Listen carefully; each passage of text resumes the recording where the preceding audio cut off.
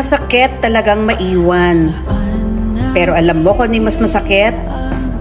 Yung hindi mo alam yung daan pa uwi.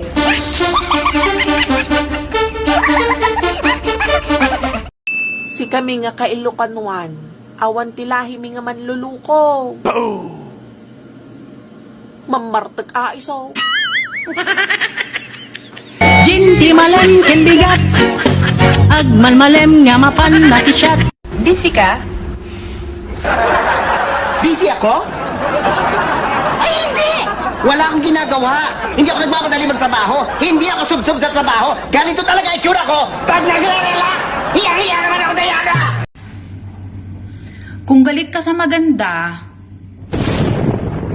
edi sorry na.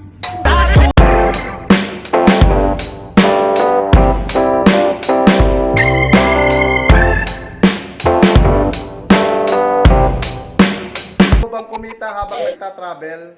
Ano pa hinihintay mo? Magkonduktor ka.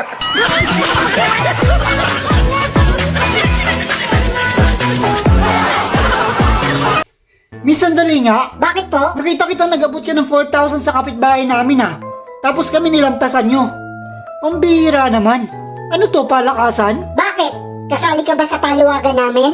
Ay. Sorry. Ayoko pong mamatay. Gusto ko na pong umuwi. Sa lahat po nung nakakakilala sa akin, tulungan niyo po ako makauwi ng Pilipinas. Iyot na po ako. Ayoko pong mamatay.